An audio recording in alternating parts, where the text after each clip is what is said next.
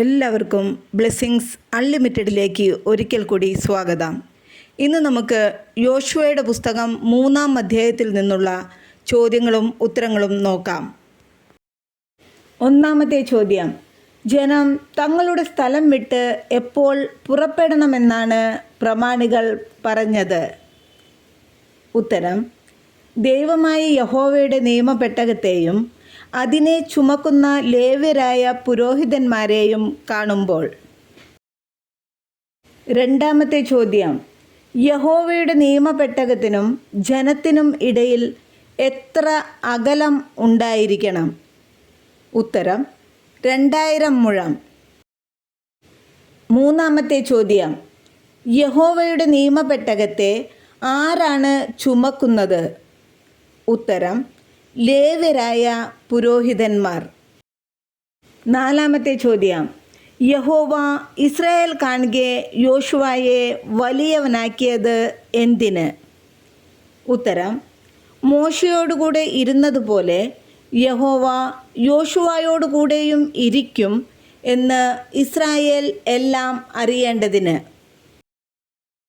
അഞ്ചാമത്തെ ചോദ്യം: നിയമപെട്ടകം ചുമക്കുന്ന പുരോഹിതന്മാർ യോർദാനിലെ വെള്ളത്തിൻ്റെ വക്കത്ത് എത്തുമ്പോൾ എന്ത് ചെയ്യാനാണ് യോശുവ അവരോട് കൽപ്പിച്ചത്?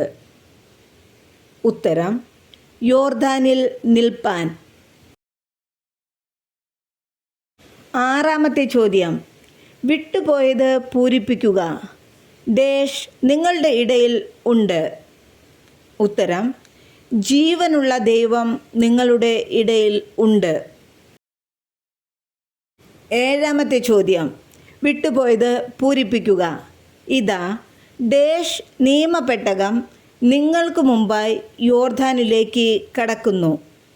ഉത്തരം: സർവഭൂമിക്കും നാഥനായവൻ്റെ നിയമപെട്ടകം. എട്ടാമത്തെ ചോദ്യം: ഇസ്രായേൽ ഗോത്രങ്ങളിൽ നിന്ന് എത്ര പേരെ കൂട്ടുവാനാണ് യോശുവ ഇസ്രായേൽ മക്കളോട് പറഞ്ഞത്? ഉത്തരം: ഓരോ ഗോത്രത്തിൽ നിന്ന് ഓരോ ആൾ വീതം 12 ആളെ. ഒമ്പതാമത്തെ ചോദ്യം: ആരുടെ ഉള്ളങ്കാൽ യോർദാനിലെ വെള്ളത്തിൽ ചവിട്ടുമ്പോഴാണ് യോർദാനിലെ വെള്ളം 2ആയി പിരിയുക? ഉത്തരം: സർവഭൂമിയുടെയും നാഥനായ യഹോവയുടെ പെട്ടകം ചുമക്കുന്ന പുരോഹിതന്മാരുടെ ഉള്ളങ്കാൽ. പത്താമത്തെ ചോദ്യം: യോർദാൻ നദീതീരമെല്ലാം കവിഞ്ഞ് ഒഴുകുന്നത് എപ്പോൾ? ഉത്തരം: കൊയ്ത്ത് കാലത്ത്. 11ാമത്തെ ചോദ്യം: ഇസ്രായേൽ മക്കൾ ഏത് കാലത്താണ് യോർദാൻ നദി കടന്നത്? ഉത്തരം: കൊയ്ത്തുകാലത്ത്. 12ാമത്തെ ചോദ്യം: പെട്ടകം ചുമന്ന പുരോഹിതന്മാരുടെ കാൽ യോർദാൻ നദിയിലെ വെള്ളത്തിൻ്റെ വക്കത്ത് മുങ്ങിയപ്പോൾ എന്ത് സംഭവിച്ചു? ഉത്തരം: യോർദാൻ നദിയിലെ മേൽവെള്ളത്തിൻ്റെ ഒഴുക്ക് നിന്നു.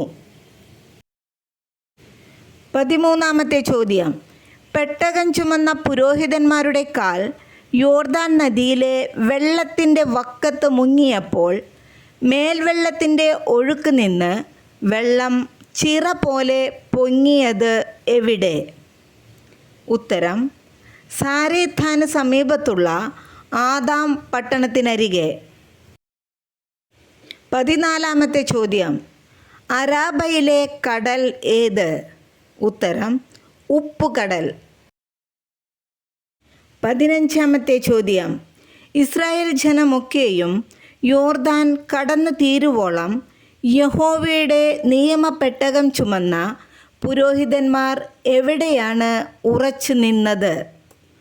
ഉത്തരം: യോർദാൻ്റെ നടുവിൽ ഉണങ്ങിയ നിലത്ത് ഉറച്ചു നിന്നു. 16ാമത്തെ ചോദ്യം: യഹോവ ഇസ്രായേലിൻ്റെ മുൻപിൽ നിന്ന് നീക്കിക്കളയും എന്ന് പറഞ്ഞ ജാതികൾ ഏതെല്ലാം? ഉത്തരം: കനാന്യർ, ഹിത്യർ, ഹിവ്യർ, പെരിസ്യർ, ഗിർഗശ്യർ, അമോര്യർ, യെബൂസിയർ. 17ാമത്തെ ചോദ്യം: ഇസ്രായേൽ ജനം യോർദാൻ്റെ മറുകര കടന്നത് എവിടെ? ഉത്തരം: യെരിഹോവിന് നേരെ.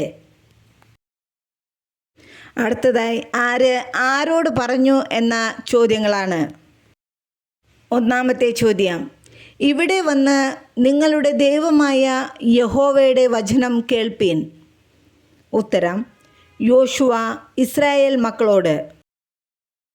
രണ്ടാമത്തെ ചോദ്യം: നിങ്ങളുടെ ദൈവമായ യഹോവയുടെ നിയമപെട്ടകത്തെയും അതിനെ ചുമക്കുന്ന ലേവ്യരായ പുരോഹിതന്മാരെയും നിങ്ങൾ കാണുമ്പോൾ നിങ്ങളുടെ സ്ഥലം വിട്ട് പുറപ്പെട്ട് അതിൻ്റെ പിന്നാലെ ചെല്ലണം.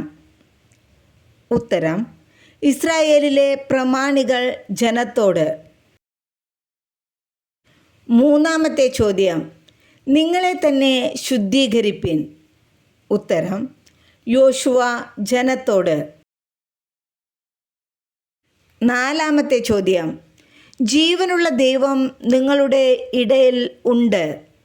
ഉത്തരം: യോശുവ ഇസ്രായേൽ മക്കളോട്. അഞ്ചാമത്തെ ചോദ്യം: നിയമപെട്ടകം ചുമക്കുന്ന പുരോഹിതന്മാർ യോർദാനിലെ വെള്ളത്തിൻ്റെ വക്കത്ത് എത്തുമ്പോൾ യോർദാനിൽ നിൽപ്പാൻ കൽപ്പിക്കുക. ഉത്തരം: യഹോവ യോശുവയോട്.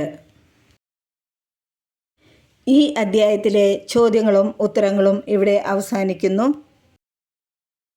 ഈ വീഡിയോ നിങ്ങൾക്ക് ബൈബിൾ പഠനത്തിന് സഹായകരമാകുന്നുവെങ്കിൽ ഈ ചാനൽ സബ്സ്ക്രൈബ് ചെയ്യുവാനും ഷെയർ ചെയ്യുവാനും മറക്കരുതേ. നന്ദി.